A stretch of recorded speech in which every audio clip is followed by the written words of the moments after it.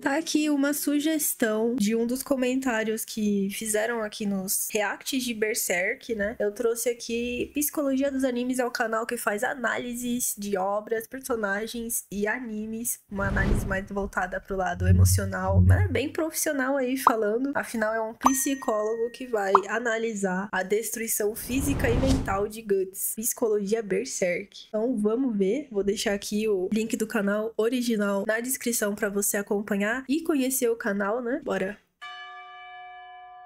A raiva é uma emoção válida. Ela só é ruim quando toma o controle e faz você fazer coisas que não quer fazer.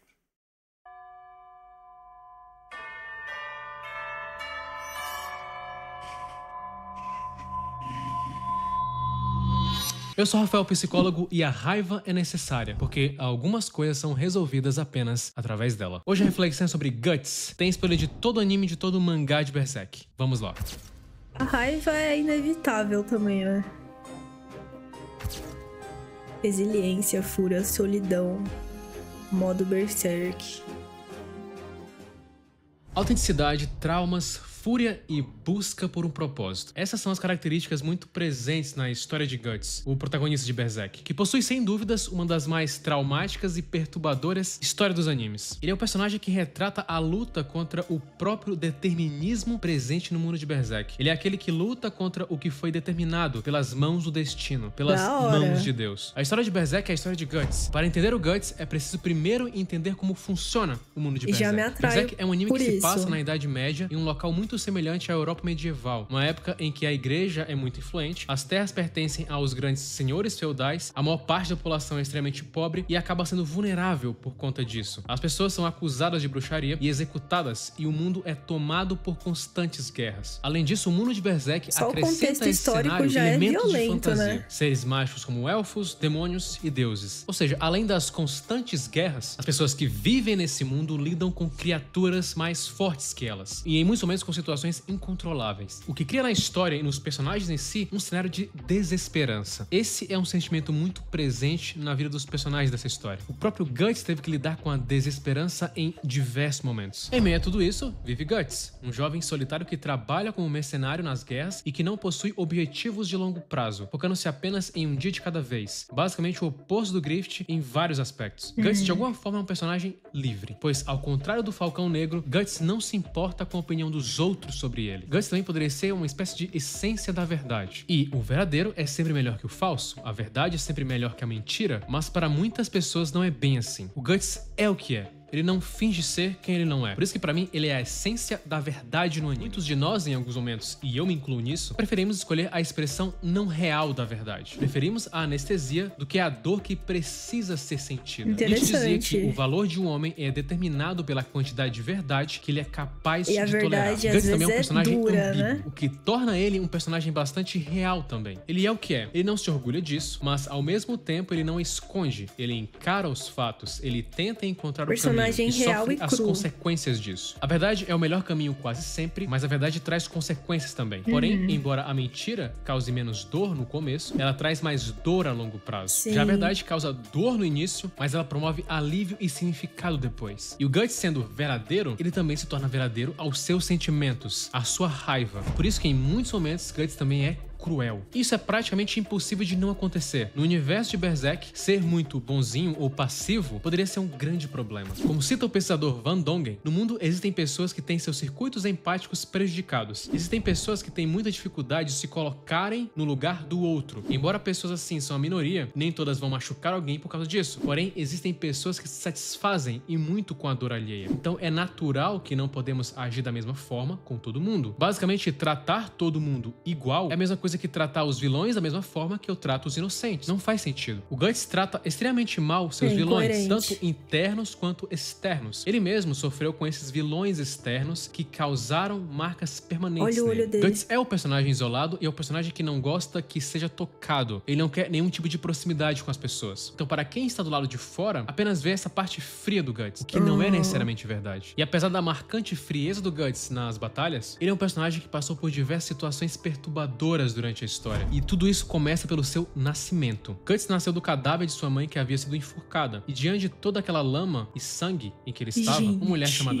Pelos raps dele que eu ouvi até agora, não deu pra saber exatamente como, né? Esse detalhe que ele nasceu da mãe morta que foi enforcada, nasceu literalmente de um cadáver. A letra da música dizia: eu nasci da morte, né? Fica subentendido que ele nasceu em condições em que foi miseráveis, assim, deploráveis, né? Mas que ele realmente nasceu de um cadáver da mãe que foi enforcada, esse detalhe eu não sabia. Cis o encontra e, junto com seu marido Gambino, acabam criando o garoto. E a Cis cria o Guts como se fosse seu filho. Porém, esse amor de mãe que ele recebe dura muito pouco tempo, pois quando Guts tinha apenas 3 anos, sua mãe adotiva pega uma doença muito séria e acaba morrendo. A partir daí, o Guts começa a viver apenas com o Gambino. E ele passa a acompanhá-lo nas guerras, porque basicamente o Gambino era um mercenário. Ele precisava lutar para sobreviver. E o Gambino se torna a figura mais próxima de um pai que o Guts teve ao longo de toda a história. Ele vivia com ele e confiava bastante em Gambino, mesmo não recebendo muito afeto dele. Ele queria que o Gambino se orgulhasse dele nas batalhas, e por isso ele se esforçava muito, tanto que ele começa a lutar com uma espada maior do que uma criança poderia suportar. Por outro lado, Gambino, mesmo vivendo com Guts, possuía sentimentos ruins em relação a ele, pois ele acreditava que todos os infortúnios que ele havia passado eram... Gente, e por que acontecia isso de enforcarem um monte de gente? Eram todas mulheres? O que aconteceu exatamente? Por que a mãe dele foi enforcada? Devido ao fato dele ter criado o garoto que era um símbolo de azar, de algo ruim. E toda essa relação escassa de afeto entre Gambino e Guts é completamente quebrada no dia que Guts é abusado e descobre que o homem responsável por vendê-lo por uma noite para um mercenário era justamente o Gambino. Ou seja, aquele que ele mais confiava, aquele que ele mais se esforçava para... Gente, os detalhes estão me deixando extremamente chocada. Eu tenho que pausar pra digerir aqui dentro e absorver, mas não absorver tanto, porque eu não posso ser uma pessoa sensível a esses tópicos. Eu tenho que, tancar, né? Tem que tancar. Porque na música que eu ouvi até agora, fala que ele foi vendido por uma noite. Mas a gente, que nem ele falou sobre a verdade, às vezes a gente se engana ou a gente se ilude pra não ter que encarar a verdade. E quando eu ouvi esse trecho na música, eu pensei, não é possível que ele, criança, foi vendido pelo pai e foi abusado. Eu pensei que, eu não posso acreditar nisso, né? Então a gente vai se blindando, querendo evitar a verdade. Mas realmente o que aconteceu foi isso. Que horror, que horror, que horror. Agradar. Foi um dos responsáveis pelo maior trauma que o Guts até depois, então tinha na vida. Após descobrir toda essa situação, Guts, que já era tratado mal por Gambino, fica totalmente atônito e acaba matando, sem querer, aquele que o tinha criado. Depois ele é perseguido pelas pessoas do bando, Gambino, que é quase morto, mas consegue escapar. Essa é a infância do Guts, de alguém que sempre teve que se esforçar muito pra conseguir o mínimo, além de conviver num ambiente totalmente estressante. Como cita o pesador Dominique Fareri, o estresse crônico tem um efeito de encolhimento no córtex pré-frontal, a área do cérebro responsável pela memória e aprendizagem. O estresse também pode aumentar o tamanho da região da amígdala, o que pode tornar o... Por isso que quando algumas pessoas passam por um momento tão estressante, tão traumático, tem episódios de apagão de memória, né? É muito forte pra lembrar daquilo, então a gente tenta ter aquela memória totalmente seletiva, né? Cérebro mais receptivo ao estresse. Em pessoas que passaram por estresse pós-traumático, o tamanho da amígdala pode ser maior do que da população em geral. Isso faz com que a pessoa se torne mais reativa a ameaças. É como se o alarme de incêndio apitasse para mais coisas. É como se ele fosse mais sensível no geral. O que fez o Guts se tornar bastante desconfiado das pessoas. Ele demora muito tempo para confiar em alguém. Também podemos ver esse estado de alerta quando ele dorme com a espada dele. Ou seja, o tempo todo, de fato, ele tá em constante estresse. Então, a primeira infância do Guts foi algo extremamente marcante. E acabou definindo muito de como ele se comporta na vida adulta. Porque as primeiras memórias de uma criança são implícitas, porque o cérebro não está desenvolvido o suficiente para codificar a memória explícita. A memória explícita é o que geralmente pensamos quando pensamos em memória. É uma memória cognitiva que lembramos em nosso cérebro pensante. Este é o tipo de recordação que vivenciamos como lembrança. Um bom exemplo de memória implícita é subir em uma bicicleta e lembrar instintivamente como pedalar, enquanto a memória explícita seria a lembrança de alguém lhe ensinando memória a pedalar. Muscular, só que no caso do Guts, envolve tudo isso memórias traumáticas. Como é citado nesse estudo, memórias de trauma são frequentemente implícitas porque o trauma inunda nosso cérebro com cortisol, o hormônio do estresse, que desliga a parte do nosso cérebro que codifica memórias e as torna explícitas. Nossas memórias implícitas podem ser como forças invisíveis em nossas vidas, nos impactando de maneiras poderosas. E quanto mais pudermos pudermos aprender sobre memórias implícitas, melhor poderemos nos entender e não deixar que nossas experiências e reações do presente sejam sequestradas pelo nosso passado, porque devido à natureza dessas memórias implícitas, elas costumam ser acessadas de forma mais frequente e de forma inconsciente. E aí acontece dela causar reações que às vezes nem entendemos. Por exemplo, ver determinado papel de parede pode lembrar uma pessoa de um quarto em que ela foi abusada quando criança, deixando-a assustada sem saber o porquê. Ou como no caso do Guts, quando ele é tocado, isso remete ao que ele sofreu no passado. Ele associa e remete implicitamente ao que aconteceu com ele no passado. Então, para alguém tocar nele, para alguém criar proximidade nele, precisa de uma série de exposições até ele se sentir confortável. Então, tendo que fugir, dia após dia, fez Guts crescer sem uma espécie de propósito. O Guts foi crescendo sem um sonho grandioso, apenas vivendo um dia de cada vez. Ele apenas quer lutar e seguir, porém com o peso de seu passado em suas costas. Guts era um mercenário,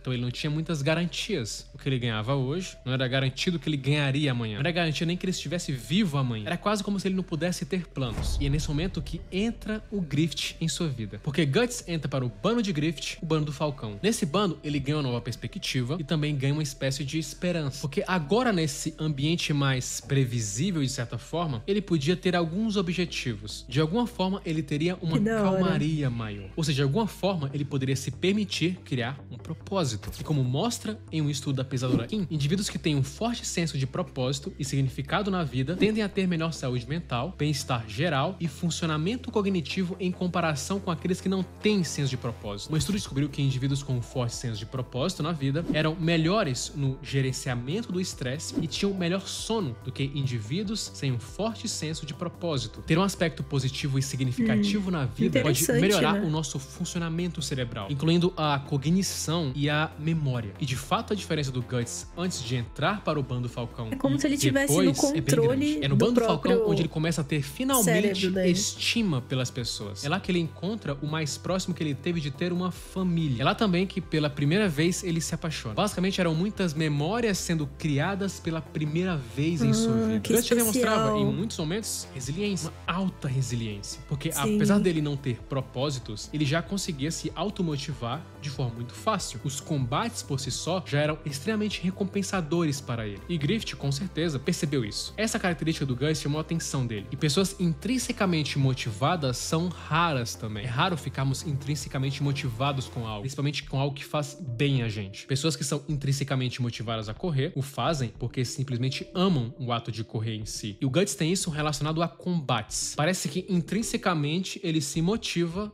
em batalhas, em lutar. E como cita o psicólogo Edward Deci, um dos maiores pesquisadores em ciências sociais do mundo, quando estamos intrinsecamente motivados, nos tornamos totalmente absorvidos pela atividade, vivenciamos o fluxo, perdemos a noção do tempo e obtemos satisfação genuína do processo em si. Assim, o prazer intrínseco geralmente leva a um melhor desempenho, persistência e um senso mais profundo de significado e realização em nossas vidas. A motivação intrínseca pode levar ao estado de fluxo e fazer você realizar atividades sem perceber o tempo passar. Como é mostrado nesses estudos, isso proporciona um senso maior de significado na nossa vida. Só que não foi apenas coisas positivas que ele encontrou no bando do Falcão. Boa parte dos traumas que o Guts passou ao longo de sua vida foram potencializados depois, quando ele já era adulto. Depois de entrar para o bando do Falcão e encontrar mais significado, encontrar uma família, agora ele podia confiar em alguém, agora ele teria pessoas que o protegiam, agora ele não estava mais sozinho. Porém, no bando do Falcão, ele começa a olhar mais longe. Começa a sentir que poderia mais também. Isso acontece com qualquer pessoa que vai atingindo objetivos ao longo da vida, que vai escalando. O leque começa a abrir, você começa a achar que pode fazer mais. E isso pode ser bom, mas pode ser ruim também. Pode fazer você perder o contato com o presente. E foi o que aconteceu com o Guts. No dia em que Guts ouve que para Grift um amigo seria alguém no mesmo patamar que ele se sente para baixo. E ele sente uma necessidade de sair do bando, pois talvez ali, naquela situação, ele jamais seria um igual. Após ouvir essas palavras de Grift, Guts cita que jamais lutaria em uma batalha de outra pessoa e que agora suas lutas seriam apenas para ele mesmo. Isso mostra uma grande evolução do personagem, onde ele mostrava que tinha chegado a um ponto onde ele sentia que poderia ter mais controle de sua vida, controle do seu próprio destino, que ele poderia ter seus próprios objetivos, apesar dele não saber quais eram esses objetivos. Guts cita que queria sua própria chama e não queria mais ficar apenas sendo aquecido perto das chamas de outra pessoa. A saída dele do bando Falcão é uma cena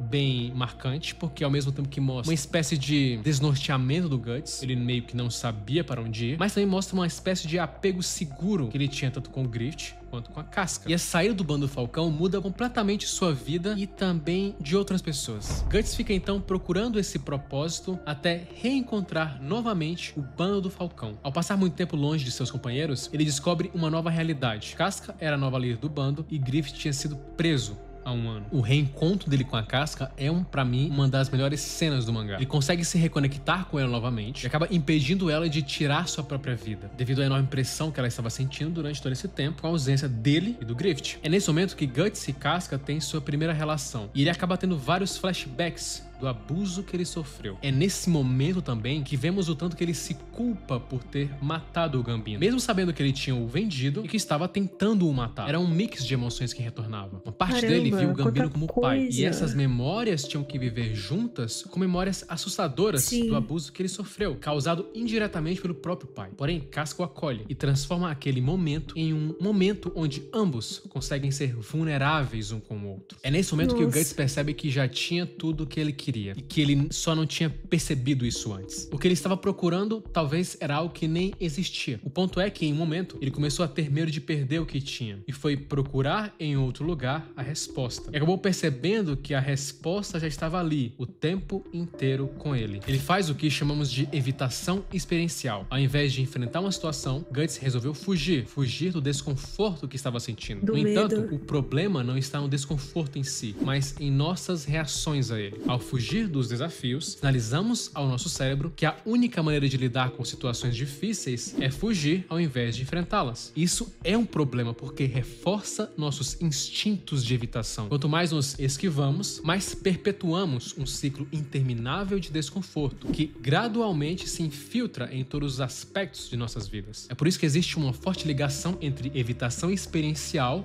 e solidão. Eu vou chegar lá daqui a pouco. Com isso, Guts parte com o bando do Falcão em uma missão para salvar seu amigo. Porém, essa situação muda sua vida por completo. Guts e Casca encontram Griffith em um estado terrível, onde ele não poderia mais liderar o bando e nem lutar. Ver seu amigo naquele estado vulnerável deixa Guts com vários conflitos e dúvidas. Ele deveria partir? Ele deveria ficar? O que fazer agora? Quando os outros integrantes do bando pedem a ele para liderá-los, Guts percebe que já tinha tudo em sua vida e que só percebeu isso após ir embora. Ele tinha tudo e agora tinha perdido muita coisa e iria perder mais. Porque aí entra o grande e famoso evento Eclipse. Por isso que ele o se evento culpa Eclipse tanto. de alguma forma destrói a vida do Guts. Era como se todo o pequeno castelo que ele tivesse sido construído fosse derrubado de maneira brusca e sem o controle dele. Como se toda a realidade de antes voltasse para ele com mais força. Guts perde todo mundo que tinha se tornado importante para ele. Ele vê a pessoa que ele mais amava sofrer e ainda por cima vê seu melhor amigo se tornando um monstro e o maior responsável por tudo aquilo que estava acontecendo. Ver o abuso de Casca é reviver também aqueles momentos que ele teve na infância. É uma das maiores dores emocionais que o personagem sentiu. A cena em si, como se tem no vídeo do Griffith, é terrível e é gravada mais ainda por todo o contexto dos dois personagens. O pensador Vander Kolk fez referência a um estudo fascinante que ele conduziu, no qual ele induziu flashbacks ao fazer com que vítimas de trauma lessem um roteiro sensorial detalhado de sua experiência traumática e então escaneou seus cérebros com tomografia por emissão de pósitrons. Ele observou que áreas ativas do cérebro processam glicose mais altas do que as inativas. Com isso, conforme os sobreviventes de traumas vivenciavam flashbacks, o lado direito de seus cérebros se tornavam altamente ativos e a área de Broca do cérebro se tornava inativa. A área de Broca tem a ver com a linguagem comunicável e em estados de flashback isso desligava conforme visto na tomografia por emissão de pósitrons. O córtex visual direito mostrou atividade aumentada. Vander Kolk interpretou essas descobertas como consistentes com o terror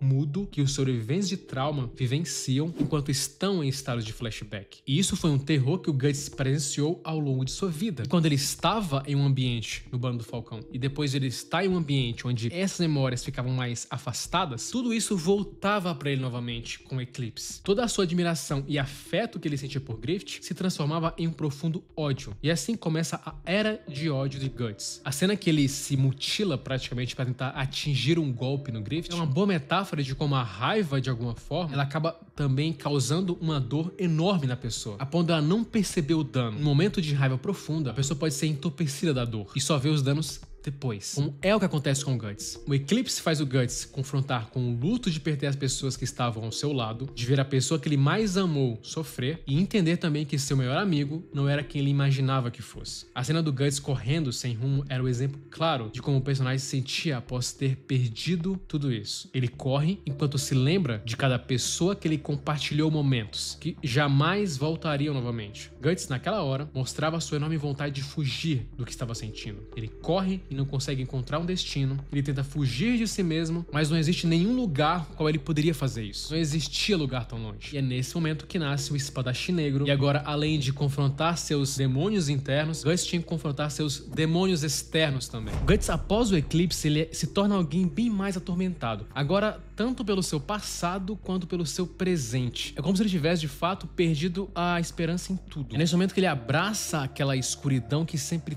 teve ao redor dele. Passa a ser mais rude e a confiar menos nas pessoas. Ele começa a abraçar o seu ódio. Godot cita ele que o ódio é o lugar que vão aqueles que não conseguem suportar a tristeza. E essa frase não poderia definir melhor o Guts. A diferença entre ódio e raiva é que o ódio envolve todo o indivíduo, grupo, e não um aspecto particular. Você odeia alguém pelo que ele é, e você está com raiva de alguém pelo que ele fez. A raiva, portanto, pode ser considerada mais comum em termos de comportamento. Quando as pessoas estão com raiva de alguém, elas frequentemente têm a sensação de que podem controlar a outra pessoa. A raiva, essencialmente, é tentar remover o obstáculo imposto pela outra pessoa quando você quer atingir um objetivo. Você fica com raiva quando quer um pedido de desculpas, quando quer que alguém mude seu comportamento. A raiva que o Guts sente é justamente pelo que o Griffith fez, ao mesmo tempo que também o seu ódio é pelo que o Griffith se tornou. Guts passa a não querer ouvir mais ninguém, e à medida que o tempo vai passando, mais ele quer ficar longe de todos, e basicamente imerso em seu próprio ódio. A raiva e o ódio são sentimentos importantes, como qualquer outro. Os dois têm uma função. A raiva indica que você precisa mudar algo, que não vai aceitar qualquer situação, e isso te motiva a agir. E de fato, em muitas situações, precisamos agir de forma severa, senão o mundo pode te engolir. Aristóteles escreveu que o homem raivoso está mirando no que pode atingir, e a crença de que você atingirá seu objetivo é agradável. O psicólogo evolucionista James Averill cita que apenas nossos antepassados da Idade da Pedra, com a capacidade de invocar a raiva regularmente e serem recompensados por isso, sobreviveram para ter descendentes com a mesma constituição. Por isso não é nenhuma surpresa que os bebês nasçam prontos para expressar raiva, justamente porque é o resultado de um mecanismo cognitivo projetado pela seleção natural. A natureza favoreceu e preservou a raiva pelas mesmas razões que ele preservou o amor, o medo, a tristeza, a ansiedade, tudo isso para dar mais vantagem e também ajudar na sobrevivência. O Guts precisava manter aquela raiva para jamais esquecer o que o seu amigo tinha feito. É por isso que o Guts não poderia perdoá-lo. Percebe que a raiva tem uma função muito importante? Se você não sente raiva ou ressentimento de alguém, você pode deixar aquela pessoa participar da sua vida novamente. Percebe o tanto que ela é importante? Guts também, após o eclipse, se torna mais agressivo. E um ponto interessante é que a agressividade pode diminuir o estresse. Um estudo liderado pelo pesador Henry Laborit mostra como o sistema nervoso é projetado para a ação. Se você inibe a ação externa, a fuga ou luta, você se prejudica, ou seja, com questões psicossomáticas. Se você inibe um certo sentimento, você pode sentir a ação fisicamente. Quando você inibe a raiva de alguma forma, por muito tempo principalmente, como se você estivesse desviando a agressão para si mesmo. A psicologia evolucionista argumentaria que esse comportamento é em parte resultado da evolução das espécies. Na natureza, muito estresse vem da agressão de outro animal, como um predador competindo pelo mesmo recurso. Responder fugindo ou lutando pode ser uma resposta eficiente. Os indivíduos que usaram essas estratégias aumentaram suas chances de sobrevivência e reprodução. E é por isso que a raiva se tornou tão importante, por isso que preservamos ela. Outro ponto curioso da raiva de Guts é o próprio modo Berserk dele, em que ele ganha uma enorme força e resistência, mas que por outro lado é extremamente prejudicial ao seu corpo e também faz com que ele não consiga diferenciar amigos de inimigos. Já comentei no vídeo do Guts 3 anos atrás sobre a síndrome da fúria cega, um termo cunhado pelo psicólogo Armand Simon, que caracteriza uma condição onde o indivíduo que possui essa síndrome é marcado por uma extrema reação violenta, um estado que Guts se encontra quando ele entra no modo Berserk. É interessante porque me parece que o Miura quis mostrar muito esse lado negativo da raiva, um modo em que ao mesmo tempo te dá energia, mas também que pode te corromper. A raiva tem esse lado negativo, ela faz às vezes com que agimos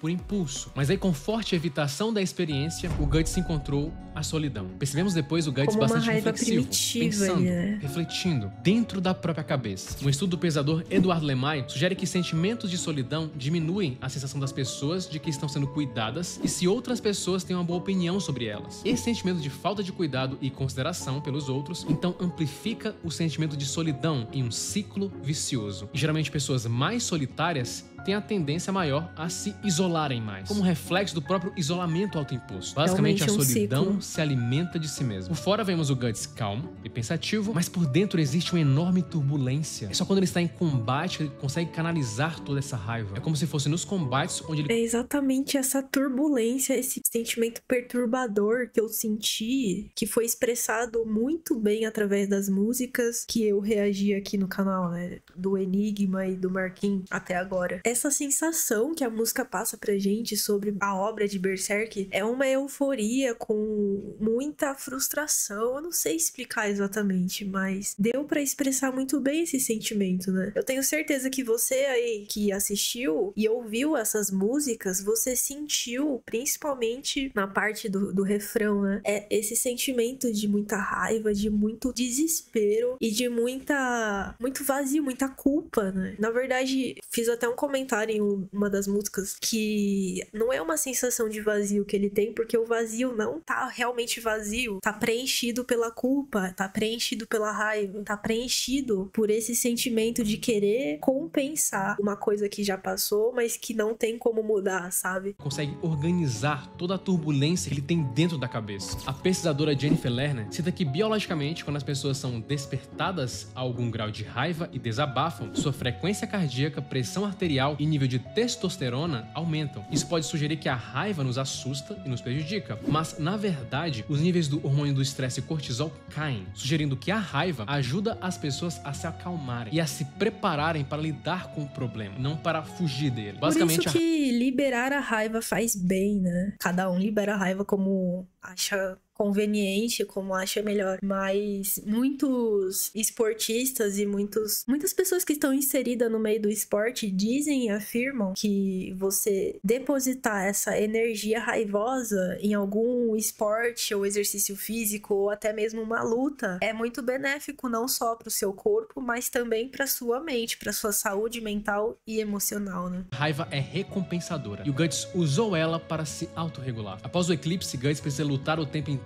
para não ceder à sua própria raiva. E a maneira que ele encontra muitas vezes para lidar com tudo isso é se isolando. E o Miura, a partir desse momento, passa a expressar as emoções do Guts de uma forma genial, que é através do Puck. Puck é um elfo que é salvo por Guts e o acompanha após todos os eventos que ocorreram no eclipse. Ele é o alívio cômico de uma história extremamente trágica. Nossa. É um personagem que tem o poder de curar as feridas e, ao mesmo tempo, é capaz de sentir o sentimento das outras pessoas. E é isso que torna interessante a relação entre ele e o Guts. Em muitos momentos, é através do Puck que conseguimos saber os sentimentos mais ocultos de Guts, que muitas vezes tenta escondê-los justamente para se proteger, para passar uma imagem de que não se importa com ninguém. Porque o Guts quer ficar sozinho, ele quer ficar envolto dos próprios pensamentos, e o Guts não quer que ninguém mais perca a vida por causa dele também. Então, soma tudo isso. Soma desde a desconfiança das pessoas, as suas dores internas, não culpa que ele quer ter por novas perdas que ele pode causar. Tudo isso é o cenário perfeito para o isolamento. Só que aos poucos ele vai construindo novas conexões, tanto com o Puck, com o Isidoro e com novos integrantes. E uma virada de chave que ele tem quando a Farnese pede para segui-lo. O Guts aceita que ela o siga, tanto por ela, mas também por ele. Existia uma pessoa em fragilidade ao lado dele, e ele precisava aceitar a ajuda de outras pessoas naquele momento. O Guts consegue fazer novas conexões, só que novamente ele tem uma dificuldade de apreciar o momento, de apreciar o que está acontecendo com ele. A mente do Guts foca no que é perdido, não no que é ganho. Ele rumina muito, e pessoas que ruminam habitualmente são mais pessimistas e menos capazes de se concentrar na resolução de problemas. A ruminação também mantém as pessoas focadas em si mesmas, em vez de serem responsivas aos outros. E tudo isso leva a dificuldades interpessoais e também ao isolamento. Como cita o pesquisador Edward Watkins, ruminação é uma resposta aprendida a um estímulo. Ela se torna um hábito quando ocorre com frequência e sem intenção. Pesquisadores teorizam que o estímulo que incita a ruminação é tipicamente um humor baixo associado a uma situação difícil. E conforme o cérebro continua a responder ao humor baixo com ruminação, ele aprende a ligar os dois automaticamente, de modo que a ruminação se torna uma resposta automática à dificuldade. Ou seja, você acaba se habituando àquele comportamento. E sempre que sente uma dificuldade, acaba se isolando, justamente para ruminar. Mais pra frente, Guts, depois de andar com mais pessoas e sentir responsável por elas, cita que agora se preocupava com sua própria morte, pois agora tinha pessoas para proteger. Essa cena mostra como ele tinha ressignificado sua nova vida, e agora tinha novas perspectivas. Demorou muito tempo, mas ele conseguiu se recuperar do que tinha passado. O Guts precisava acolher acolher as emoções. Como cita a psicóloga Brett Ford, a receita para uma mente mais calma é melhorar em acolher as emoções. Mentes quietas aprenderam por meio da prática que o desconforto de vivenciar nossas emoções com segurança é temporário, enquanto evitar o desconforto emocional pode levar a ansiedade duradoura, ruminação ou outras defesas e sintomas debilitantes,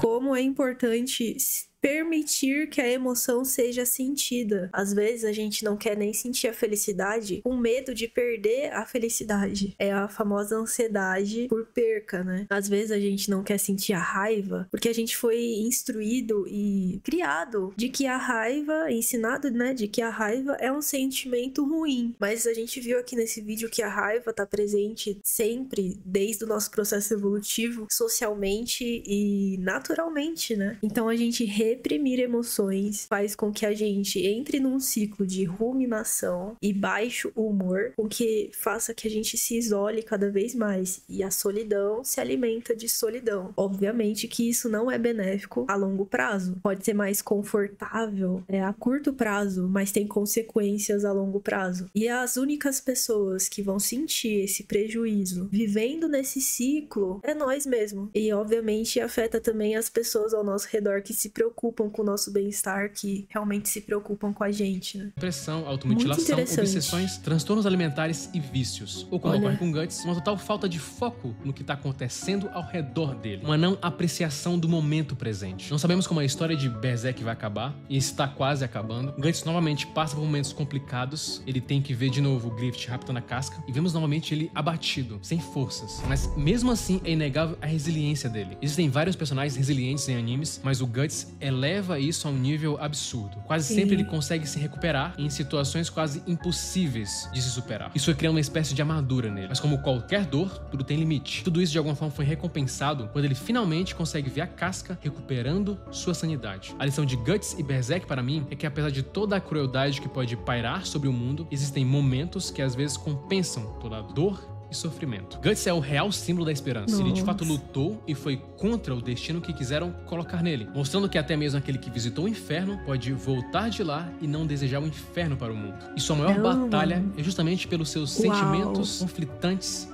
de raiva e ódio pelo Griffith. E parece que aos poucos ele foi controlando isso. Ele tinha coisas mais importantes para fazer do que guardar, de certa forma, o ódio por alguém que causou muito mal a ele. Guts, de alguma forma, percebeu que aquele que te causa raiva, inevitavelmente, te controla. Curta, se inscreva e compartilhe. É apenas o começo. Nossa, gente... Muito bom, muito bom. É tudo essa análise mais, né, voltada para psicologia. Ele traz alguns estudos de outros, como é que chama? Outros estudiosos, né, muito famosos aí no decorrer da história. Bastante completa essa análise. Gostei bastante. Eu senti muito mais nos detalhes, né, de como a história foi contada, principalmente ao saber que ele foi realmente abusado. Eu não queria acreditar nisso quando eu vi pela música, né? A música falava que ele foi vendido por uma noite. Eu me neguei a acreditar nisso e realmente foi comprovado aqui na história que ele foi abusado e foi vendido por alguém que ele confiava e por alguém que ele queria alcançar uma admiração, né? Ter uma reciprocidade ali. É por isso que ele focava tanto em ficar mais forte para poder atingir, né, as expectativas do pai adotivo dele, né? O fato também que me marcou bastante foi quando ele explica que depois dele ter revivido todos aqueles traumas e ter presenciado a menina que ele desenvolveu sentimentos realmente e se apegou, desenvolveu um afeto especial por ela, quando ele viu ela em sofrimento também sendo abusada, ele reviveu essa parte empática do Guts. É interessante porque apesar dele ter desenvolvido uma blindagem emocional todos aqueles anos, né, desenvolvendo uma desconfiança nas pessoas, tendo dificuldade mesmo de ter um vínculo mais próximo, depois de ele ter revivido tudo isso, ele conseguiu ter uma empatia tão grande que reviveu o trauma que ele teve quando criança. Então isso é muito forte, é uma coisa que, assim, de eu saber os fatos, eu já fiquei extremamente perturbada. Então imagina quando eu for realmente assistir a obra, né, e ver a cena de fato. É isso, gente. Espero que vocês tenham gostado desse vídeo e dessa análise, desse react. Deixa aqui nos comentários o que você achou e não esquece de deixar o like também para eu poder trazer mais vídeos aqui no canal.